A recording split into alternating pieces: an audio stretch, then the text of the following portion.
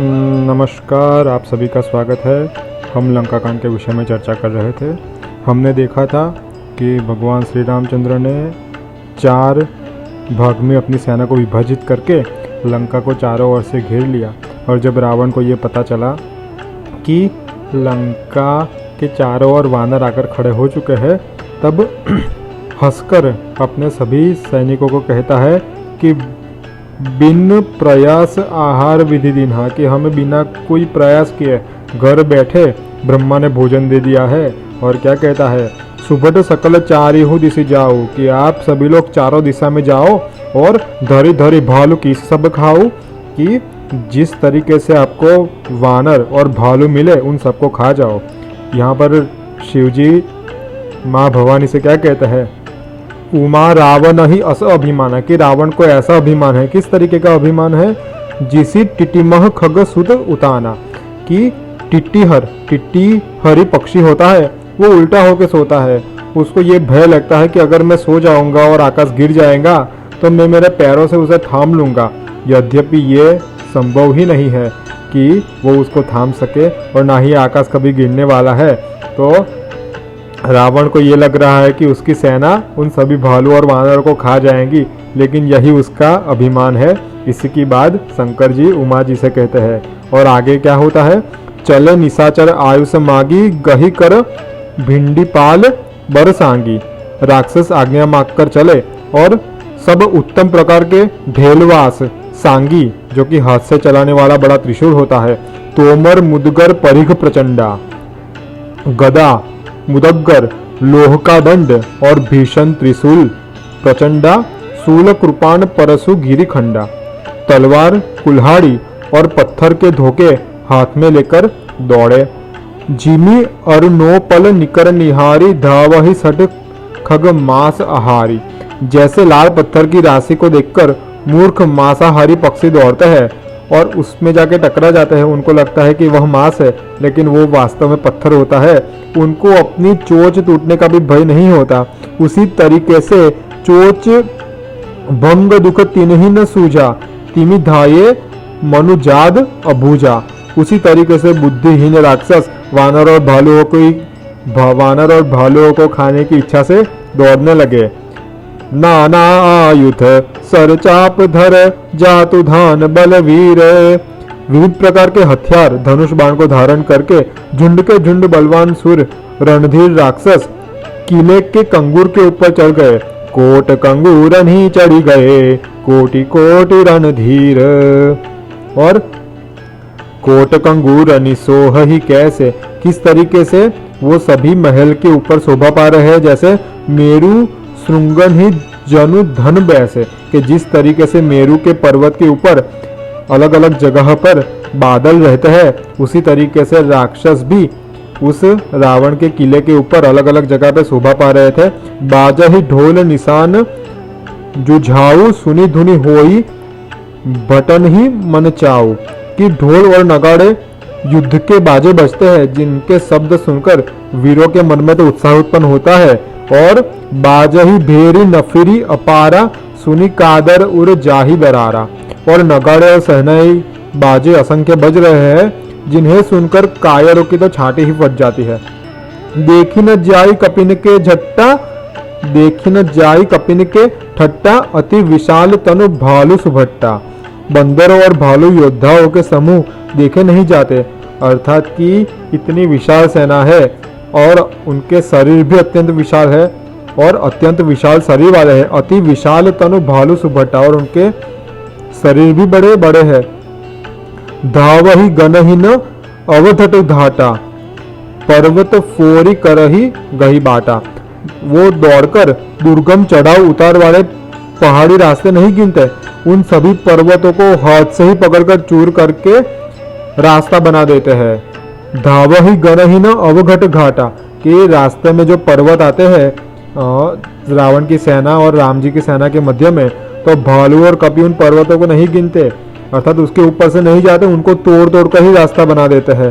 करोड़ योद्धा cut कटाही cotton भट गर्जही, कोटि अर्थात कि करोड़ों योद्धा गर्जना करते दसन ओठ कटही अति तरजही, दसन यानी कि दांतों और दांतों से होठ चबाते हुए अत्यंत उछलते हैं, अत्यंत जोर से उछलते हैं। और इधर रावण की और इस तरफ रामचंद्र भगवान की जय जयकार करते हुए सेना एक दूसरे से जाकर संग्राम में भिड़ जाती है। उत रावण इत राम दुहाई, जयति जयति जय परी लड़ाई, निशिचर शिखर समूह ढवाही। राक्षस चट्टानों के समूह गिराते हैं, कूदी धरही कपि फेरी चलाही। और बंदर लोग उन्हीं चट्टानों को पकड़कर वापस उन पर चला देते हैं। और क्या होता है आगे? धरि कुधर खंड प्रचंड मरकट भालू गढ़ पर डारही। अत्यंत क्रोधित हुए वानर और भालू पर्वत के टुकड़े को लेकर किले पर फेंकते हैं। झपट ही चरण गही पटकी मही भजी चलत बाहुरी प्रचारही। और जो राक्षस उनके हाथ लग जाते हैं उनको पाव पकड़कर धरती पर पटक देते हैं। अति तरल तरुण प्रताप तर जही तमकी गढ़ चढ़ी जढ़ी गए।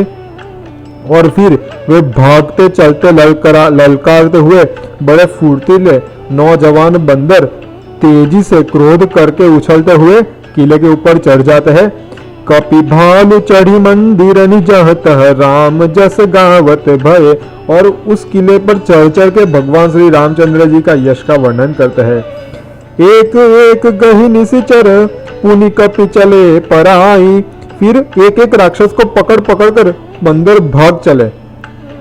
ऊपर आपू हेठ भट गिरी धरनी पर आई। नीचे राक्षस भट और ऊपर आप होकर धरती पर आ गिरे, अर्थात कि उनको ऊपर से लेकर नीचे गिराते हैं और उनको नीचे ही रखते हैं और वो उनके ऊपर रहते हैं। और जब धरती पर गिरते हैं तो सभी राक्षस नीचे पड़े हुए होते हैं और उनके ऊपर वानर होते हैं। राम प्रताप प्रबल कपि जूथा, मरदहि निशिचर निकर बरूथा।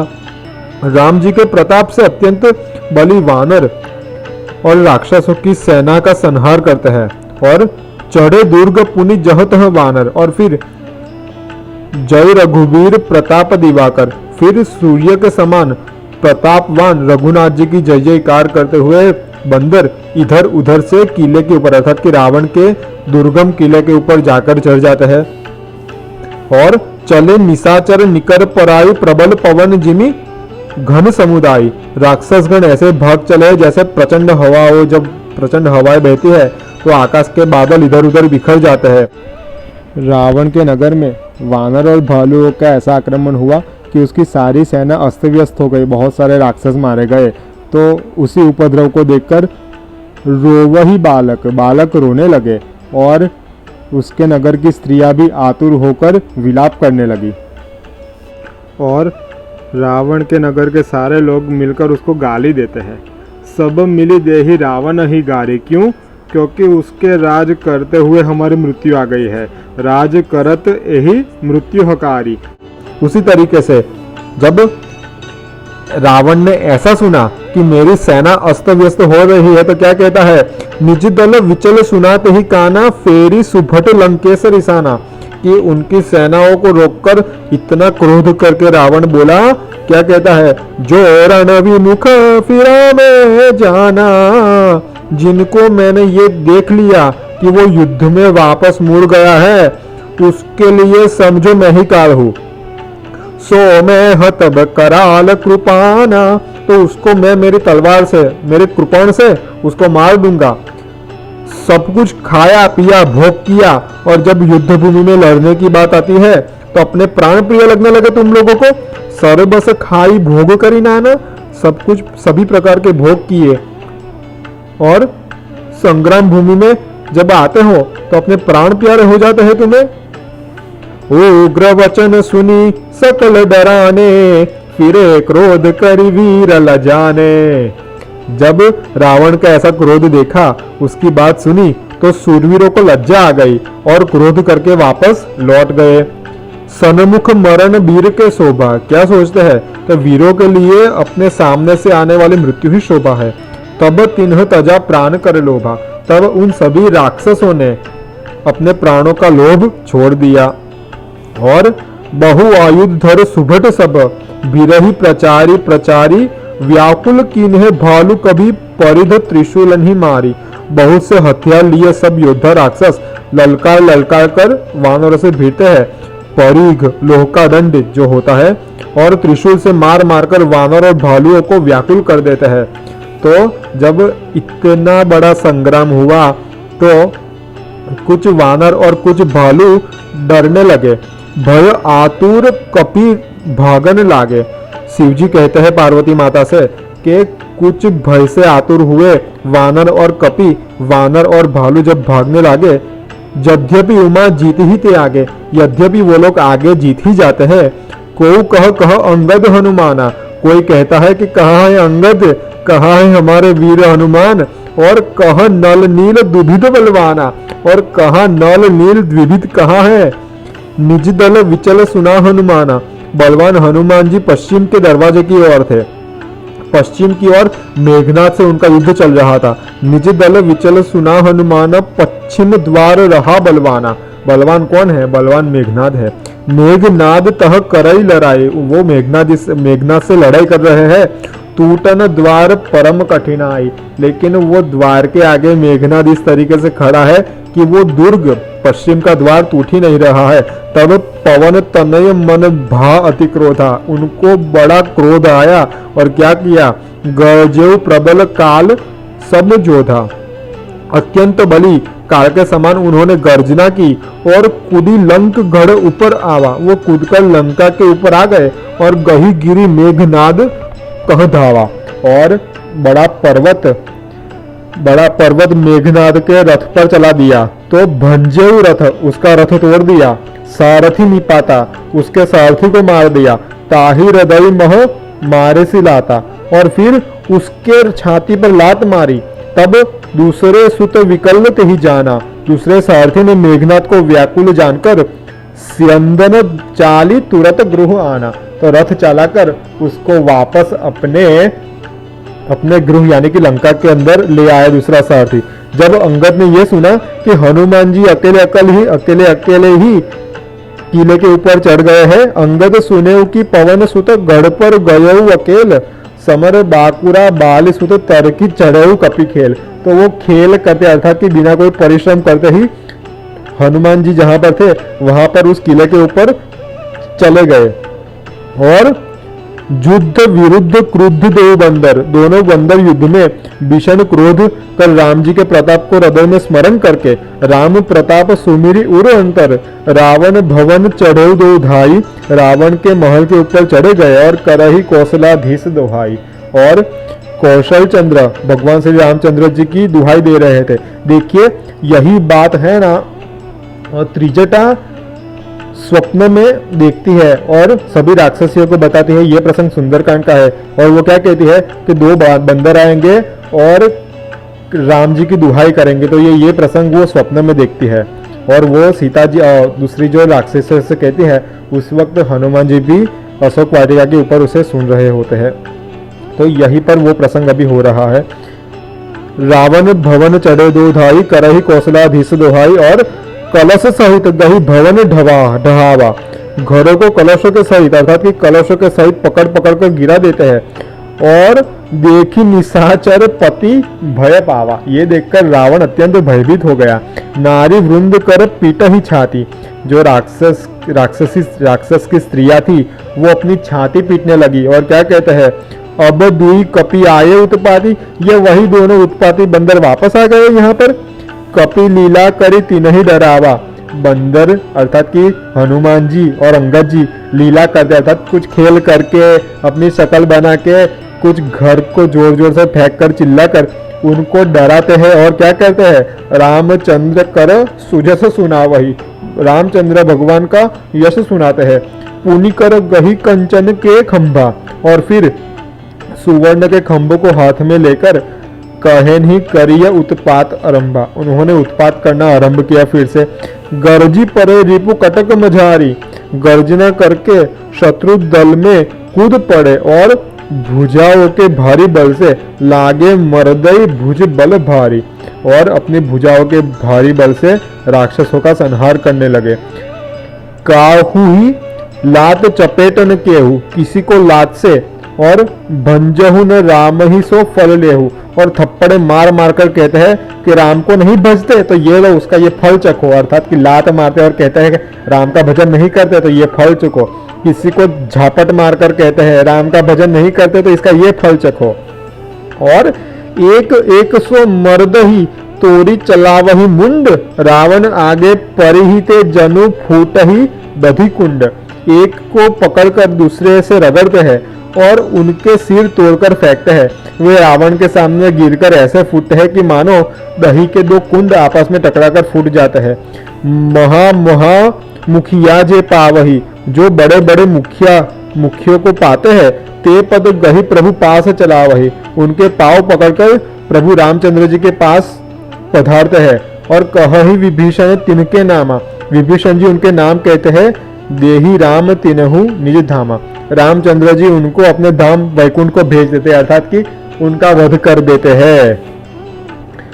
खल मनुजाद द्विजामिष भोगी, दुष्ट मनुष्य भोगी ब्राह्मणों के मांस को खाने वाले, पावही गति जो जातत जोगी, अर्थात कि यहाँ पर भगवान की महिमा दिखा रहे हैं कि जो राक्षस है, जो मनुष्य को खा जाते हैं, ब्राह्मणों के मांस को भी खा जाते हैं, ऐसे ऐसे राक्षसों को भी भगवान ने मारकर अपने धाम में भेज दिया। उनको वो गति दे दी जो योगी लोग तपस्या करके बड़ी मुश्किल से प्राप्त करते हैं। पावा ही गति जो जाचना याचना करते हैं योगी लोग कि हमें वो गति प्राप्त हो जाए, ऐसी गति भगवान ने उनको बस ऐसे में ही दे दी, युद्ध में हरा कर ही दे दी। उमा राम मृदु चित्त करुणाकर, उमा राम मृदु चित्त करुणाकर। शिव जी यहाँ पर माता पार्वती से कहते हैं, हे उमा, रामचंद्र जी का चित्त अत्यंत कोमल और दयामय है।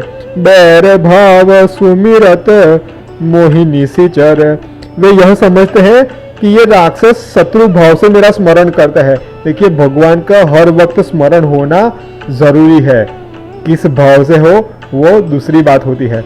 भगवान बस यहाँ पर यही बात सोचते हैं कि ये सभी राक्षस वैर भाव से लेकिन मेरा स्मरण तो करते हैं, तो उनको भी वही गति प्राप्त होनी चाहिए जो मेरा स्मरण करने वाले को होनी चाहिए।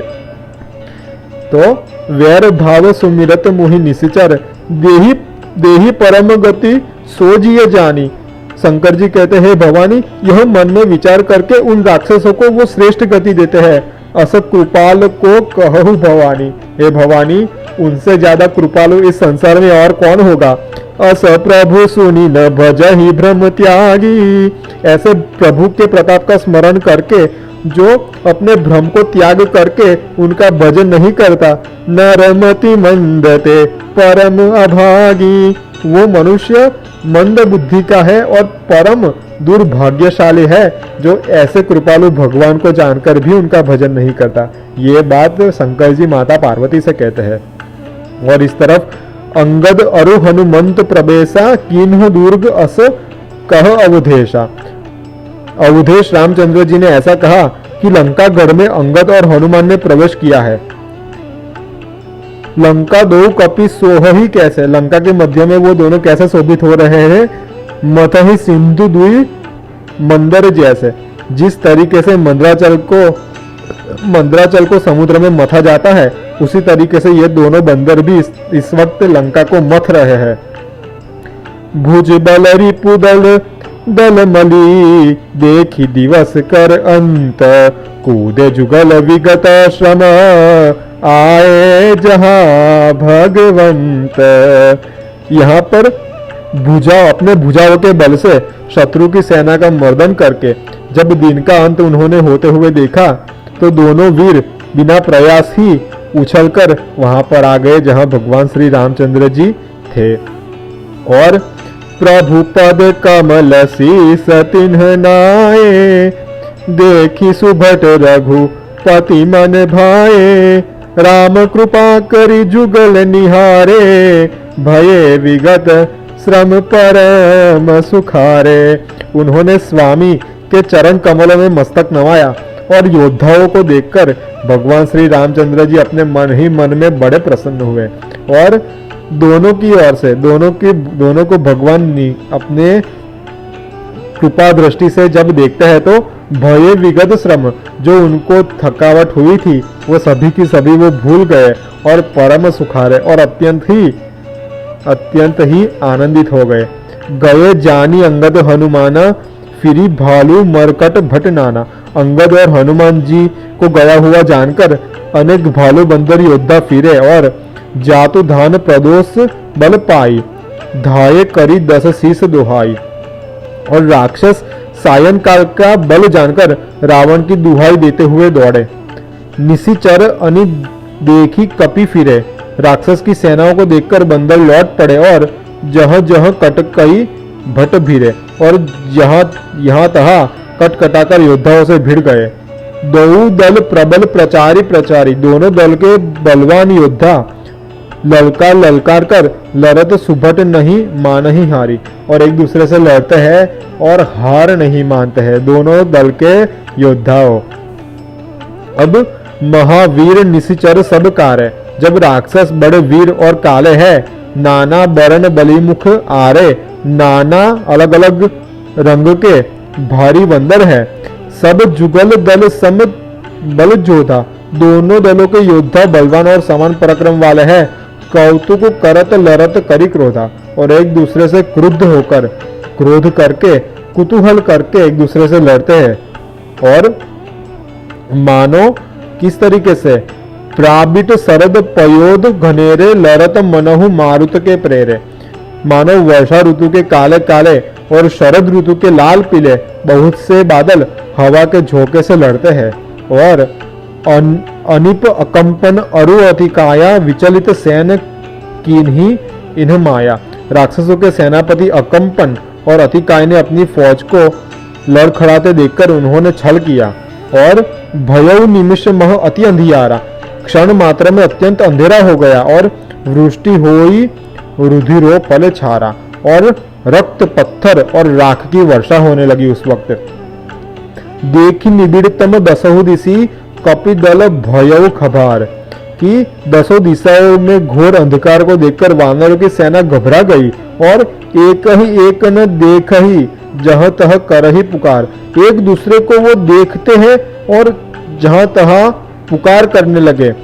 जब भगवान ने ये सब जाना, सकल मरम रघुनायक जाना, लिए बोली अंगद हनुमाना, सारा भेद भगवान ने जाना और तब अंगद और हनुमान जी को बुलाकर कहा, समाचार सब कही समुझाए, सुनत कोपी कपि कुंजर धाय। समाचार यह सुनाया और सुनते ही वानर श्रेष्ठ क्रोधित होकर दौड़े। पुनि कृपाल हंसी चाप चढ़ावा, और फिर भगवान ने हंसकर अपना धनुष्य में चाप चढ़ाया। पुनि कृपाल हंसी चाप चढ़ावा, पावक सायक सबति चलावा, तुरंत ही उन्होंने अग्निबाण चलाया।